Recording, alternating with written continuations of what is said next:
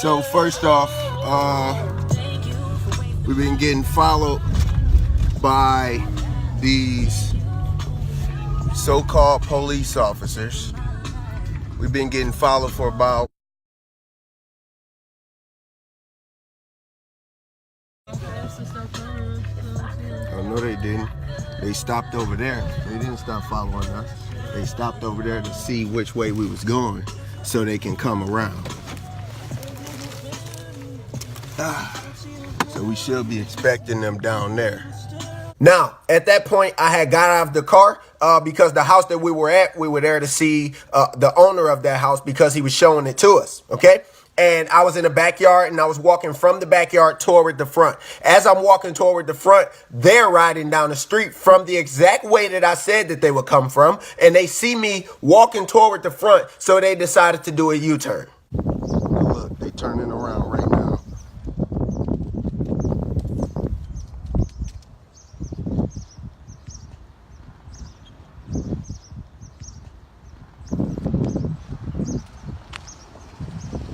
Quick question.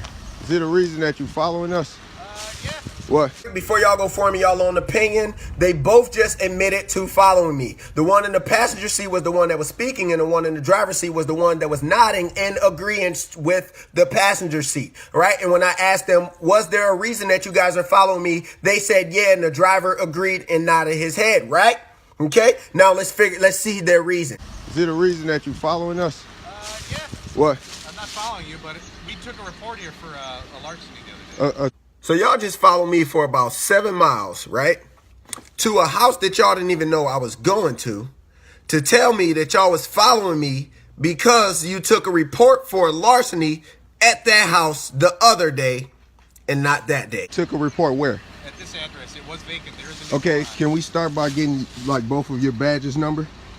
Yeah, why? Now, when you ask a public servant to identify themselves, they are supposed to with no questions. Oh, I don't know what you got, but it's a coincidence that you've been following us since 8 Mile, both of you. We've been following you since 8 Mile. I saw you. This is our area.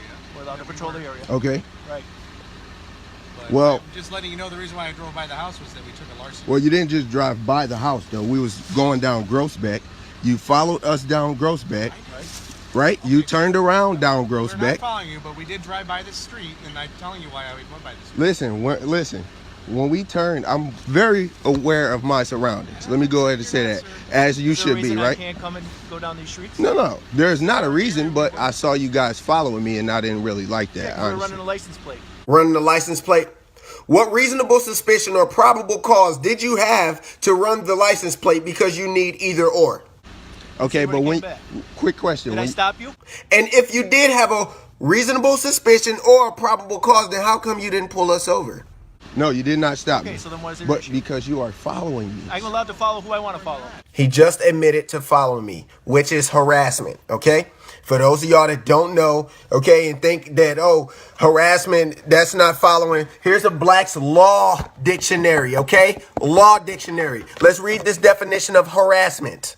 As defined in federal statute providing a civil action to restrain harassment of a victim or witness is a course of conduct directed at a specific person that causes substantial emotional distress in such person and serves no legitimate purpose.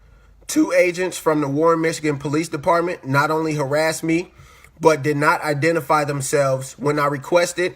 They ran the place with no reasonable suspicion or probable cause, and I am in a substantial amount of emotional distress because of it. Now, this is why PTSD is formed. You're scrolling on Facebook and see someone that looks like you recording the police following them. And when the police engage with them, the situation escalates and that person ends up dead and killed by the police. Now, to watch that situation is one thing, but to be in it is very, very traumatizing. And I am in emotional distress because of it.